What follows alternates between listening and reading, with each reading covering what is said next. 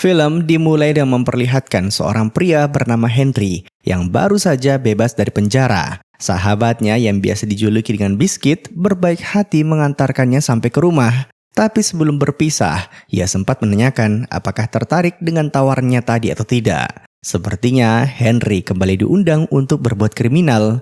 Namun berhubung baru saja menghirup udara segar, ia pun meminta waktu untuk mempertimbangkannya terlebih dulu. Once I've settled, I'll let you know.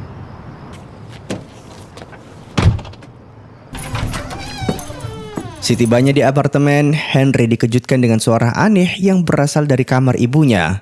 Di sini, ia bisa langsung menyimpulkan ada yang tidak beres. Dan ternyata firasatnya benar. Bukannya mencari uang dengan cara yang halal, ibunya malah jual diri.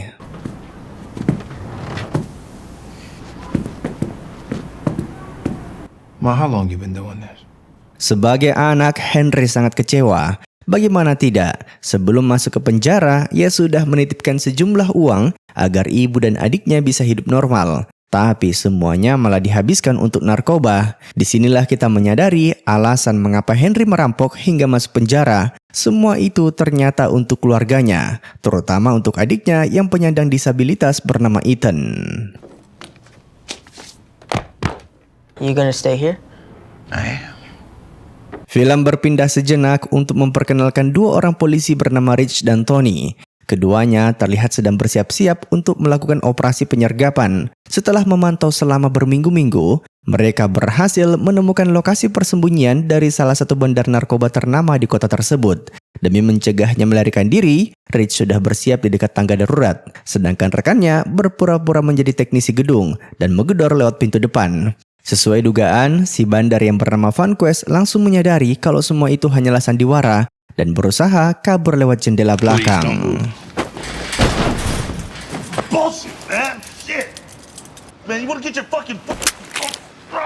Berhubung ini adalah operasi tangkap tangan, polisi harus bisa menemukan narkoba yang dimaksud. Awalnya, Vanquest tak mau mengatakan di manakah semua barang haram itu disembunyikan. Tapi ketika masuk ke sana, Rich berhasil memaksa kekasihnya agar mau buka mulut. Mohon maaf, scene ini agak mimin persingkat karena ketika diinterogasi, pacar Vanquest tanpa busana sama sekali. We saw Vasquez bring it here last night at 11. Where is it?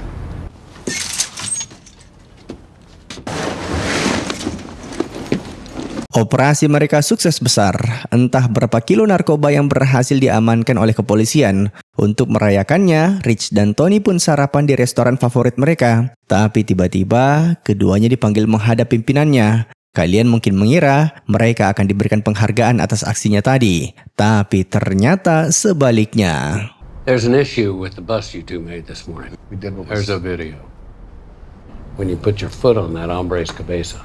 Ya, operasi penangkapan tadi dianggap melanggar hukum karena Rich menggunakan upaya berlebihan dalam menangkap targetnya. Masalahnya, akhir-akhir ini kredibilitas instansi mereka lagi jelek di mata publik. Sedangkan rekaman aksi penangkapan tadi sudah mulai tersebar ke berbagai media. Dan jika sang pimpinan tak mengambil tindakan tegas, maka akan terjadi kekacauan yang lebih besar. Suka tidak suka, Kapten Culver terpaksa menjatuhkan sanksi berupa penonaktifan sementara. 6 weeks, no pay. Gotta be aware of this stuff. Rich sangat kecewa dan keputusan tersebut seakan-akan prestasi mereka tak dianggap sama sekali. Tapi ada hal yang membuatnya lebih sakit hati, di mana Kapten Culver ternyata dulunya adalah rekan kerjanya. Cuman karena pintar menjilat, karirnya jadi melejit. Padahal kalau secara prestasi, Rich jauh di atasnya. Sebagai mantan rekan, harusnya dia membelanya di hadapan media. Tapi faktanya malah diperlakukan seperti ini. I'm sitting behind this desk running things.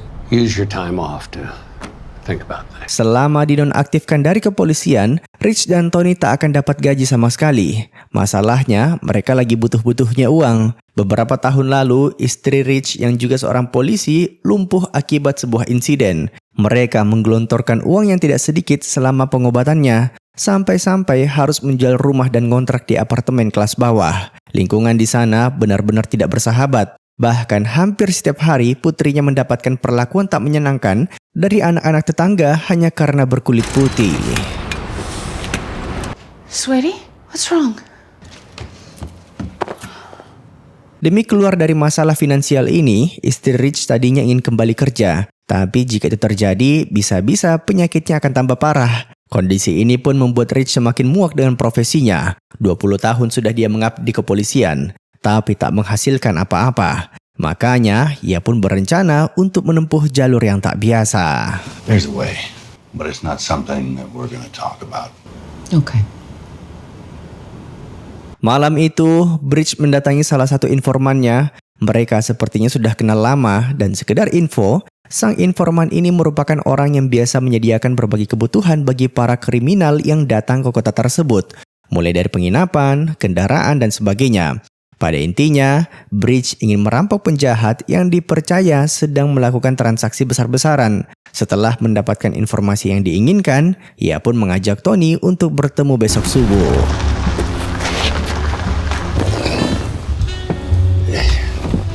We're going to drive to 19th and Brand. So there you'll get your answers and a nap if you need one. Kita berpindah dulu sejenak ke Henry yang kembali bertemu Biscuit untuk membicarakan proyek yang dijanjikan kemarin. Sepertinya akan terjadi perampokan besar-besaran di kota tersebut dan si pelaku membutuhkan 2 anggota tambahan. Hanya saja Henry punya firasat pekerjaan ini tak akan berakhir mulus. Soalnya orang yang menyewa mereka bernama Andre adalah sosok yang misterius. Perkataan itu ada benarnya karena tak lama kemudian kita diperlihatkan kelakuan dari orang yang dimaksud, di mana ia merampok sebuah toko kelontong sambil mengenakan perlengkapan layaknya pasukan anti-teror.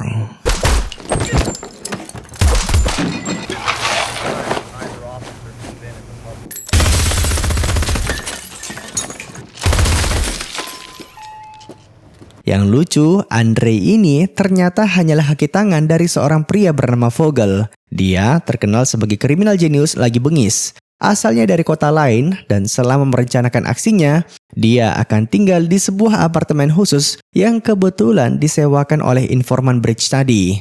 Sekarang kalian mulai paham kan korelasi dari semua karakter pada film ini. What are we doing here? Contact tells me that one Lawrence Vogelman to try and figure out if he's got any money he doesn't need. Tony benar-benar marah begitu tahu rekannya berencana merampok kriminal. Ketika ditanya alasannya, Bridge pun mulai menceritakan bagaimana kondisi keluarganya setelah 20 tahun bekerja di kepolisian.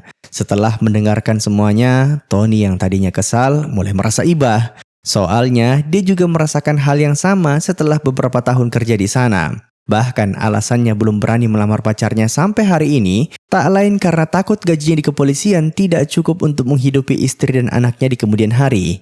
Mungkin saja ide gila Bridge ini adalah solusi terbaik dari semua masalah Look, tersebut. if you do this, you do it for yourself. You do it solely because you want to earn, and that's it. We disguise ourselves at the point of contact. Sejauh ini, Bridge mengira kalau Vogel hanyalah seorang bandar narkoba yang sedang membawa paket dalam jumlah besar. Makanya, tugas mereka adalah menunggu hingga transaksi terjadi. Begitu narkoba itu sudah diperjualbelikan, barulah mereka akan menerobos ke apartemennya dan merampok uang hasil penjualannya. Karena tak ada info kapan transaksi itu akan terjadi, mereka terpaksa memantau pergerakannya hingga beberapa hari ke depan. You see Vogelman yet? Nope. Bridge dan Tony memantau tempat itu seharian, tapi hasilnya nihil karena ternyata sejak awal Vogel memang tak pernah turun langsung untuk menyiapkan semua perlengkapan yang dia butuhkan. Itu adalah tugas anak buahnya si Andre. Dan malam itu, ia kembali beraksi dengan mencuri mobil milik orang tak dikenal.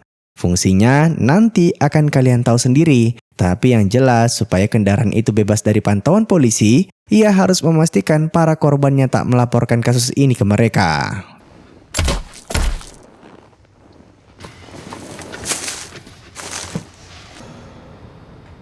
Setelah mendapatkan mobil yang dibutuhkan, Andre kemudian mendatangi kenalan lainnya. Pria inilah yang menyediakan kendaraan utama yang akan digunakan nanti. Tak hanya dindingnya, kaca, ban maupun kap mesinnya sudah dimodifikasi sedemikian rupa sehingga anti peluru. Bahkan si mekanik telah menambahkan jendela kecil di samping mobil sehingga para kriminal ini bisa melepaskan tembakan dari celah tersebut.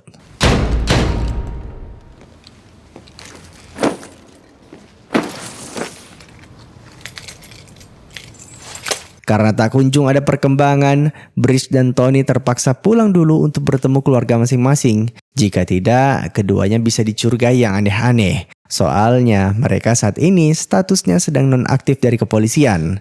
Singkat cerita, keesokan paginya mereka kembali ke sana. Berbeda dari hari sebelumnya, kali ini apartemen Vogel terlihat banyak pergerakan.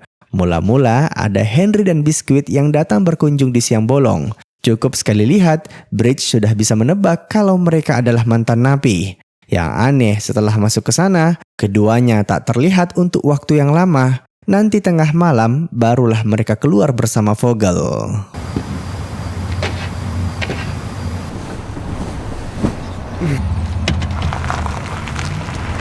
Tanpa basa-basi, Bridge dan Tony langsung membuntutinya dari belakang. Mereka sangat yakin transaksi akan terjadi malam ini karena Tony bilang tadi sempat melihat targetnya membawa 2 koper hitam saat keluar dari apartemen tersebut. Kemungkinan koper itu berisikan sejumlah narkoba. Singkat cerita, setelah berkendara ke sana kemari, akhirnya mereka pun tiba di tujuan.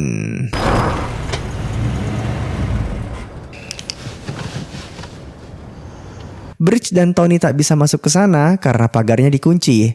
Lagi pula, sebaiknya mereka menunggu hingga transaksi selesai. Karena jika disabotase sekarang, resikonya terlalu besar. Sayangnya, malam itu tebakan mereka salah besar. Karena ternyata Vogel bukan ke sana untuk jual beli narkoba, melainkan untuk bersiap-siap melakukan perampokan skala besar. Bridge baru menyadari ada yang tidak beres setelah kelamaan menunggu. Sekedar mengingatkan, mereka datang ke sana saat tengah malam dan sampai pagi tiba nyaris tidak ada pergerakan. Tapi ketika sudah hampir putus asa, tiba-tiba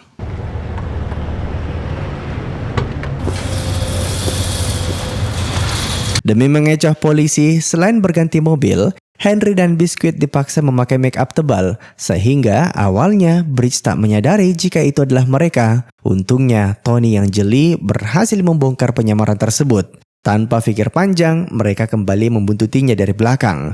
Namun, terpisah di tengah jalan akibat lampu merah. Nah, di sini Bridge akhirnya menyadari kalau Vogel ternyata sedang tidak membawa narkoba, melainkan merencanakan aksi kriminal lainnya. These guys expect to be exposed to people or camera at some point. Robbery, kidnapping. Film berpindah sejenak memperlihatkan seorang ibu anak satu bernama Kelly. Setelah melahirkan, ia mengidap kelainan, di mana seakan tak bisa lepas dari anaknya walaupun hanya sesaat. Masalahnya jatah cutinya sudah habis, dan suka tidak suka ia harus kembali bekerja. Mungkin kalian bertanya-tanya kenapa film memperkenalkan karakter baru. Tapi tenang saja, semua akan terjawab dengan sendirinya. That you will leave after you've touched him.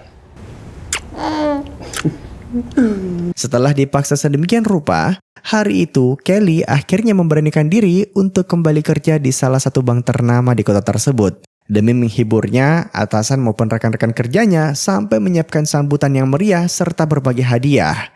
Sayangnya, kebahagiaan itu tak berlangsung lama karena tiba-tiba Vogel dan anak buahnya merampok tempat tersebut. No la me acuerdo. Keep your hands raised. Dalam menjalankan aksinya, para perampok ini sangat berhati-hati. Supaya para korbannya tak bisa mengidentifikasi mereka di kemudian hari, tak hanya memakai masker dan kacamata, Vogel bahkan sudah menyiapkan sebuah rekaman berisikan instruksi maupun perintah selama perampokan tersebut. Are there any employees in the back? Vogel memerintahkan Kelly untuk mengikat temannya satu persatu menggunakan tali yang telah disediakan. Di tengah proses tersebut, ia menyadari ada seorang rekannya yang coba mengirimkan pesan darurat ke polisi. Karena hal itu dianggap terlalu berisiko, Kelly coba mencegahnya. Tapi sialnya, para perampok malah mengira dialah yang coba berkhianat sampai mengeksekusinya di tempat. Will you make sure my baby gets this? Tak lama kemudian, Bridge dan Tony menyusul ke lokasi. Sesuai dugaan, Vogel merencanakan aksi perampokan skala besar. Masalahnya, mereka tak bisa bertindak sembrono karena dari balik celah mobil tersebut, ada seseorang yang ditugaskan untuk memantau pergerakan di sekitaran lokasi. Jika menerobos sekarang, bisa-bisa terjadi aksi penyanderaan. Makanya, mereka cuma bisa memantaunya dari jarak jauh. Berselang beberapa menit kemudian, Vogel terlihat sudah selesai menjalankan aksinya. Dan betapa terkejutnya mereka ketika menyadari kalau perampokan itu menelan banyak korban. Could have stopped us. Tony merasa bersalah karena tak bertindak lebih awal. Namun rekannya mengingatkan, sekalipun mereka tadi memanggil bantuan polisi, belum tentu hasilnya akan berbeda. Satu-satunya hal yang bisa dilakukan saat ini adalah mencari tahu kemana Vogel akan melarikan diri. Di lain sisi, Biscuit juga terlihat kesal. Soalnya apa yang Vogel lakukan di luar kontrak perjanjian mereka. You said you weren't going to kill anyone unless it was in self-defense. Do you wish to expand upon your critique? Nothing more to say? Punch that flap, nigga. Karena dianggap membangkang serta dikhawatirkan berkhianat, Henry dan Biscuit akhirnya diperintahkan untuk menyimpan senjatanya di balik laci mobil. Seandainya menolak, mereka akan dieksekusi di tempat. Karena diperlakukan demikian, Henry yang kesal mulai menyusun rencana balas dendam. Do not open that glove box unless I have given you a weapon. See something? Vogel ternyata menyandera salah satu pegawai bank tadi. Entah fungsinya untuk apa. Tapi yang jelas, di tengah jalan, ibu-ibu itu tiba-tiba mengeluh ingin buang air kecil. Dan bukannya berhenti di pinggir jalan ataupun diberikan botol, anehnya respon para psikopat itu malah seperti ini.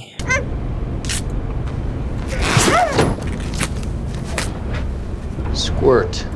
Setelah si Sandra selesai buang air kecil, Henry diperintahkan untuk membersihkan kotorannya. Biscuit sebenarnya tak terima ketika sahabatnya diperlakukan semena-mena oleh Vogel. Namun Henry coba meyakinkannya untuk bersabar dengan cara menceritakan kenangan indah sewaktu mereka masih kecil.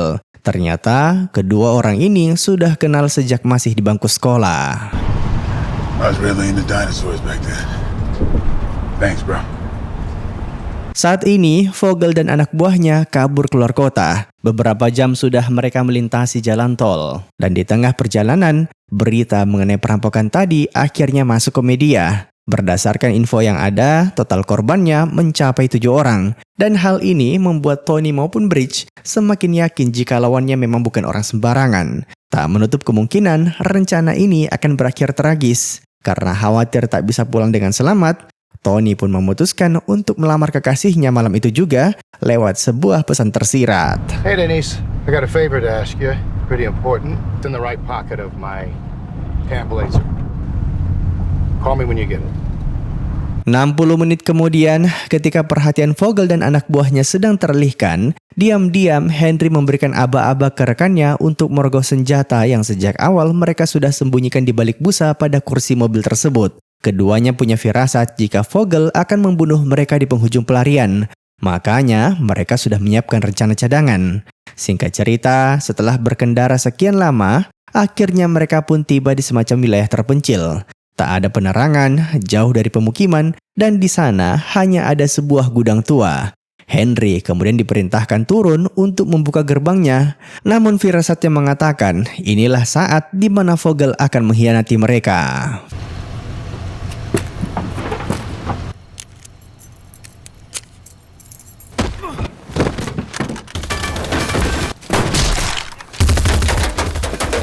Sayang sekali, beberapa peluru Andre berhasil mengenai paha Biscuit. Karena tak bisa lagi melarikan diri, ia pun memutuskan untuk menelan kunci mobil tersebut. Paling tidak, dengan begitu, rencana Vogel akan berantakan. Henry sendiri tak tinggal diam begitu sahabatnya terluka dan berusaha membopong tubuhnya. Tapi karena lukanya sudah terlalu parah, Biscuit pun menyuruhnya untuk membiarkannya mati di sana. Stop. Henry, stop. This whole thing was my fault. Henry, give something to mama. One of those. Do you see the key? He swallowed it. Begitu mendengar suara tembakan, Bridge dan Tony langsung bersiap-siap untuk beraksi. Mulai dari mengenakan rompi sampai dengan topeng anti peluru. Keduanya juga membawa senjata yang tak main-main. Yang unik, setibanya di sana, mereka langsung bisa menebak kalau Biscuit dan Henry sepertinya telah berkhianat. Things up before they go? 75%.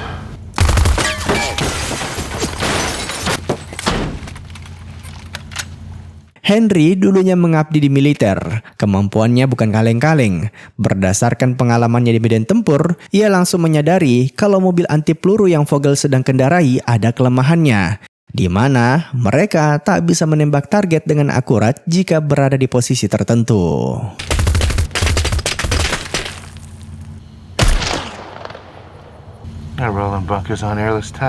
Anyway, walaupun sudah dalam keadaan terdesak, Vogel masih mampu bersikap tenang dan segera memerintahkan anak buahnya untuk membedah isi perut biskuit.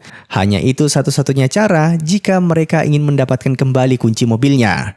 Dalam waktu singkat, mereka pun berhasil mendapatkan barang yang diinginkan. Mobil kembali menyala, namun Bridge dan Tony tiba-tiba melayangkan serangan kejutan. You heard me, Buckle.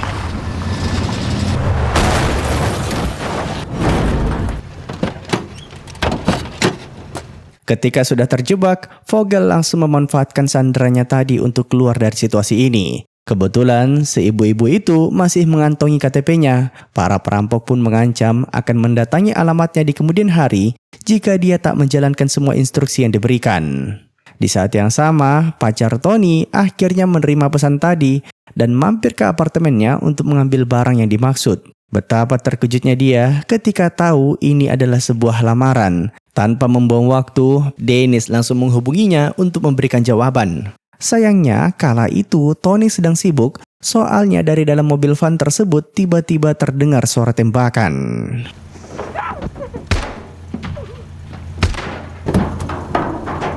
Mrs. Reed? Tentu saja, semua ini hanyalah sandiwara. Seakan-akan Nyonya Creed berhasil melepaskan diri dari para perampok. Tapi paling tidak, aksi itu sudah cukup untuk menipu Bridge maupun rekannya. Begitu mereka lengah, tiba-tiba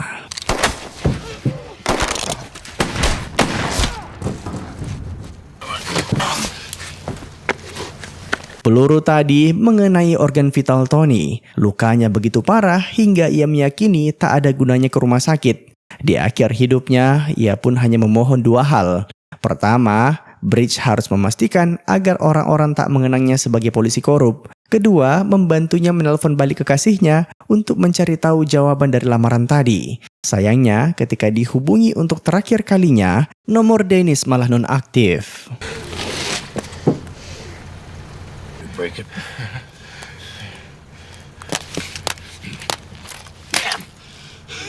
Good. Kematian Tony benar-benar membuat Bridge murka, apalagi mereka membunuhnya dengan cara yang sangat licik. Demi membalaskan dendamnya, ia langsung maju ke baris terdepan dan berencana membantai mereka sekaligus. Aksi brutalnya itu dibuka dengan melemparkan sebuah bom asap ke dalam mobil tersebut. I'm surrendering. Taking your deal. I need medical. Dua anak buah Vogel sudah berhasil dikalahkan. Demi menghabisi sang raja terakhir, tadinya Bridge ingin membakarnya hidup-hidup bersama mobil tersebut. Tapi tiba-tiba Henry muncul dari arah belakang. Siapa yang menyangka preman itu ternyata masih bertahan di sana, bahkan ambil kesempatan di tengah kesempitan. I ain't done all this to see you burn up no money. You want to come over here and take care of Vogelman yourself? Jujur saja, di sini Mimin sedikit kesal setelah melihat tingkah Henry yang sok-sok ngatur. Padahal dia sendiri dari tadi cuma bisa bersembunyi ketika temannya dibunuh. Tapi kalau dipikir-pikir, perkataan tadi ada benarnya. Jika dibakar, semua emas curian itu akan meleleh. Lagi pula, di dalam sana juga terdapat satu tas penuh uang. Makanya, Bridge terpaksa menghabisi Vogel dengan cara lain.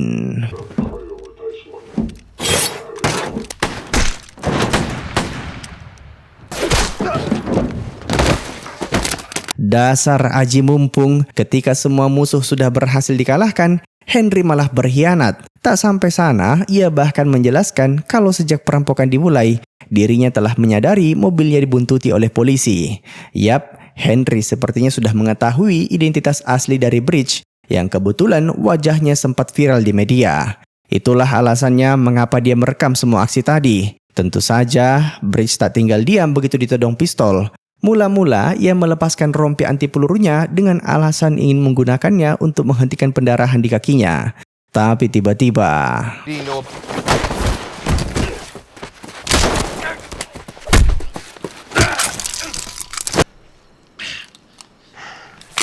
Dalam sekejap, Bridge berhasil membalikkan keadaan. Tapi bukannya lanjut bertarung, dia malah menawarkan opsi damai. Dibanding saling bunuh, sebaiknya emas itu mereka bagi rata. Nah, awalnya Henry ragu, karena bagaimana mungkin seseorang bisa mempercayai perkataan yang keluar dari mulut polisi korup.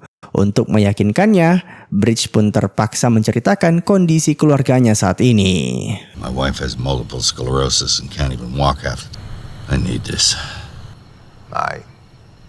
Setelah keduanya sepakat, hal pertama yang mereka lakukan adalah mengambil mobil cadangan yang terparkir di dalam gudang. Keduanya lalu mengangkut masing-masing jasad rekannya untuk dikuburkan dengan layak. Setelah selesai, mereka pun mulai menggeledah isi van tersebut. Sebelum masuk ke sana, Bridge sudah mewanti-wanti agar Henry tak menyentuh senjata yang tersisa, karena jika tidak akan terjadi pertumpahan darah.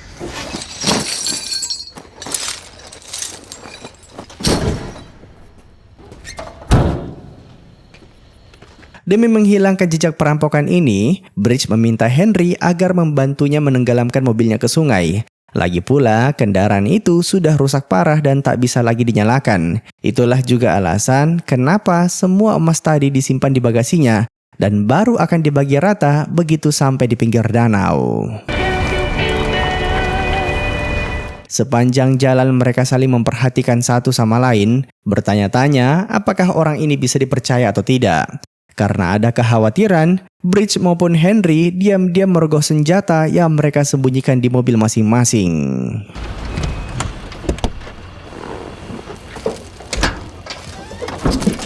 Setibanya di pinggir danau, semua emas itu pun dipindahkan ke mobil Henry. Sedangkan mobil Bridge langsung ditenggelamkan ke dasar danau. Dan begitu proses itu selesai, tiba-tiba... Keep calm. Yap, Bridge berhasil menodongkan senjatanya duluan. Tapi bukan untuk berkhianat, melainkan hanya untuk memastikan agar Henry menghapus semua rekaman tadi. Tak menutup kemungkinan di kemudian hari, pria kulit hitam ini berubah pikiran dan mulai memeras hartanya. Maka dari itu, jika ingin adil, rekaman tadi harus dimusnahkan. Tapi Henry terus saja menolak. Karena berdasarkan sudut pandangnya, dia juga khawatir Bridge yang seorang polisi berkhianat dan menangkapnya begitu sampai di rumah. Karena keduanya tak kunjung menemukan kata sepakat, pada akhirnya... You fucking dumbass. Yap, Bridge terlalu meremehkan lawannya. Dia tak menyangka Henry punya senjata cadangan. Di penghujung nafasnya, ia hanya memohon agar jatah emasnya dikirimkan ke istrinya. Sayang sekali, Henry menolak memberikan sejumlah yang diminta. Tapi setidaknya dia berjanji akan memastikan keluarga Bridge tak akan lagi merasakan yang namanya kemiskinan. But I take good care of him. Sebelum pergi dari sana, Henry menyempatkan diri untuk mengubur jasad sahabatnya. Begitu juga dengan mendiam Bridge dan Tony. Bahkan ia berjanji akan memindahkan jasad mereka ke tempat yang lebih layak ketika situasi sudah kondusif. Singkat cerita, 11 bulan kemudian, kita diperlihatkan sosok Henry yang hidup bergelimangan harta. Sekalipun preman, dia ternyata cukup pandai dalam mengelola hartanya. Bahkan semua emas kemarin telah melewati proses pencucian uang, sehingga bisa dicairkan tanpa dicurigai oleh pemerintah. Di saat yang sama, pagi itu keluarga Bridge tiba-tiba dapat paket. Istrinya sudah bisa menebak kalau ini pasti peninggalan suaminya. Dan begitu dibuka, isinya ternyata... Thank you. Dan dengan begitu, film pun tamat. Terima kasih sudah menonton. Sampai jumpa di film selanjutnya. Jangan lupa komen, like, dan subscribe.